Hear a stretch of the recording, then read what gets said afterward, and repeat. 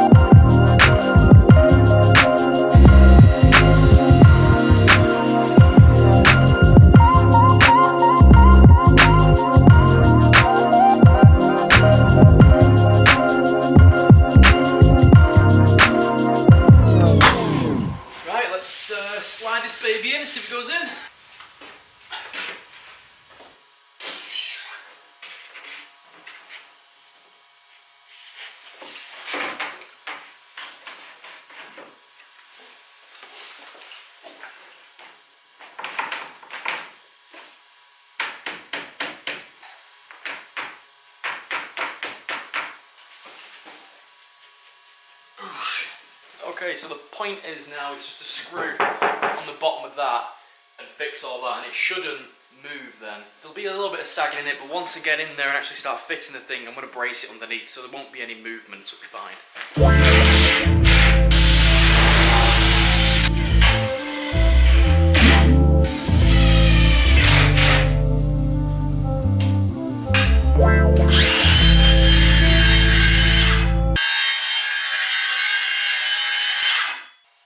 Wear glasses, kids. So as you can see, built one of the main unit. There is a shelf going in it.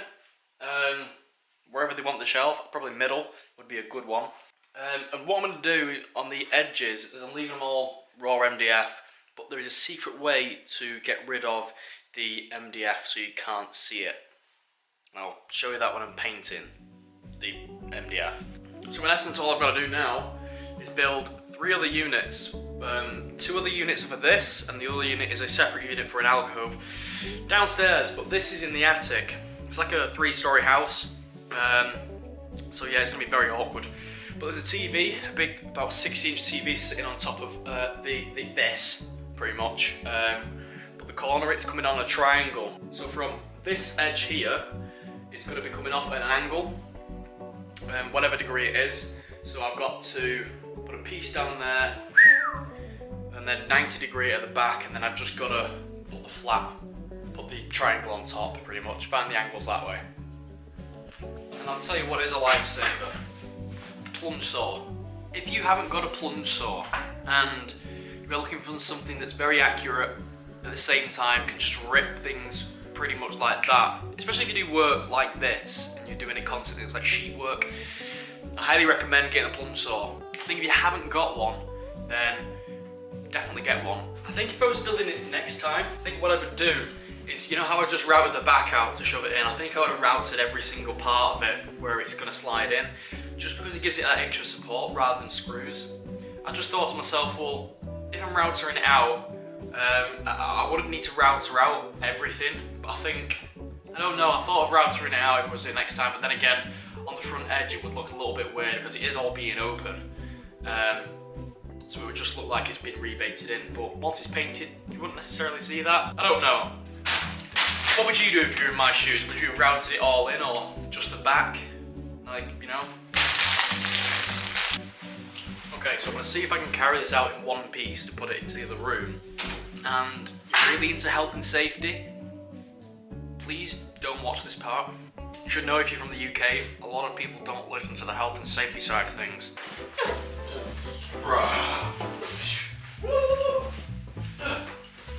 It's quite heavy. I can't get through the door. I'm stuck. Okay.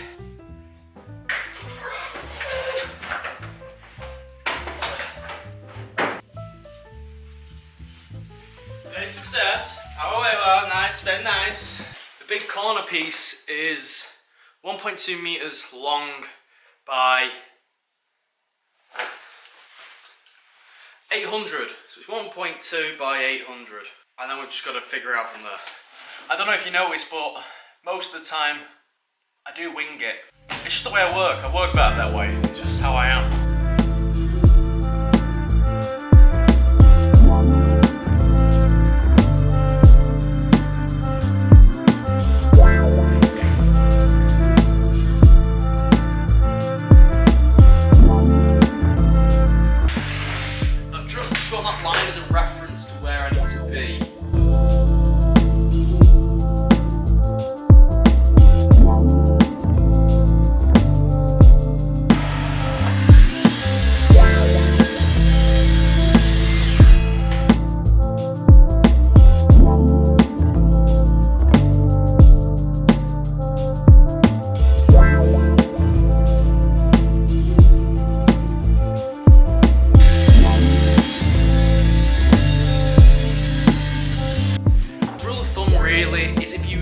By the rules that are similar to skirting board. If you haven't seen the skirting board video, I've got one on my channel. Just go find it, it's somewhere there. But the secret really is, and I think it's just anything in joinery, is if you cut all your big pieces first and then you're left with your offcuts, these smaller pieces, you're pretty much going to be okay. You create this thing in your mind where you want to build the sides first, which are 400mm by 400mm, and you cut them, and your base is 2.4 by something, and you've only got limited amount of sheets, then you've already wasted your base and you cut it into another sheet. It probably might not work out like that from what I've just said, but that's sort of what I'm trying to say, is just be careful with what you're doing, because you might think one thing, yet you're doing a completely different thing. So you've got to really plan out what you're doing. Like for me, for example, what I do is I build the structure of the boxes, the cabinets, whatever they are, in my head. That's how I work. I don't really draw them out, I just keep them in my head. That's just what I'm like. And when I price the job, I price for a complete sheet on the top, the same as the base, where there's no gap on the top, it's just a finished flush base. And then the side, the back, that's fine. Then when I actually build it, I put just a strip along the top just to stop the sides from caving in or spraying out. So that gives me a little bit extra. So that's my 20% waste, for example. That if I do mess up, then I can just, that piece that I've added on, in essence, I can, you know, use that for something else. I plan out things differently to what other people do. It's just how I am.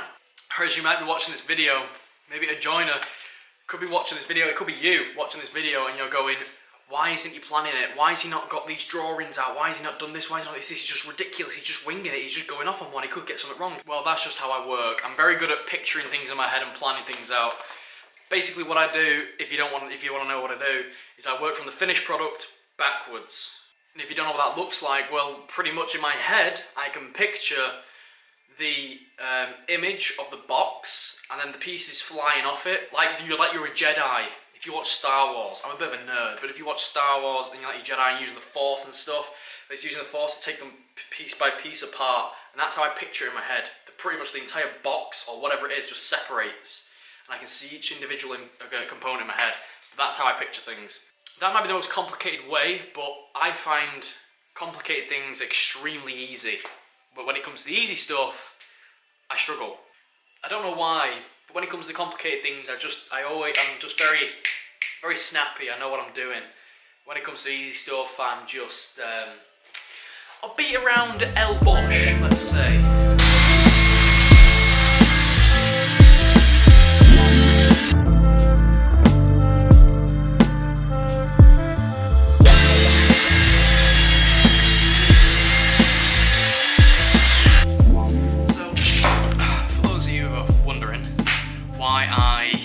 MDF rather than plywood.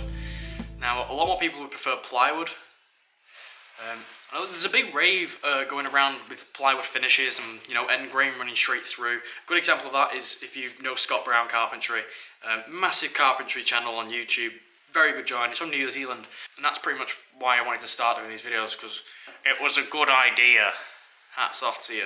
But the reason I use MDF, well, it's different in most countries, you know. A lot more people want to paint in England. Everyone wants to paint and shove things under staircases and, you know, wardrobes and stuff, and just paint them. The main style for England at the minute is grey carpets, light grey walls, white skirting boards, and sort of like a grey wardrobe. Pretty much, that's it.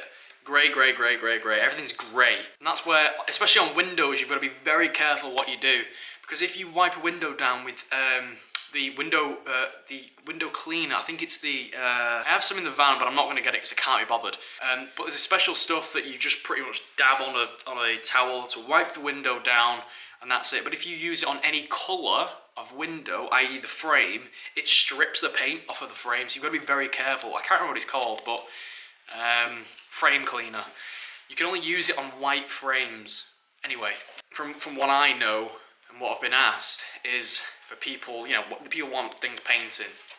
I don't paint because, personally, I'm pretty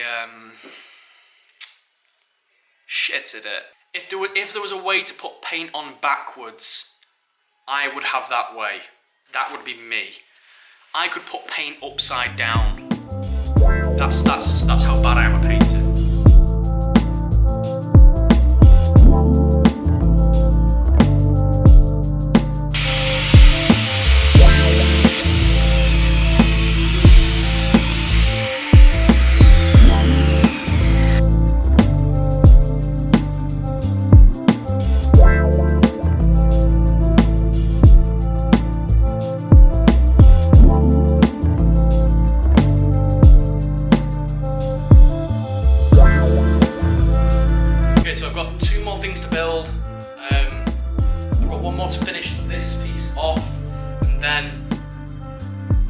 good.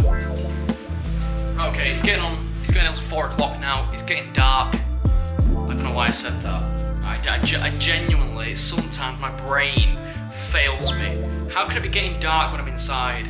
Tomorrow we are going to do the 2 boxes. The little one that goes on the side of that, and then the downstairs one. And then once they've done, we can go to the job.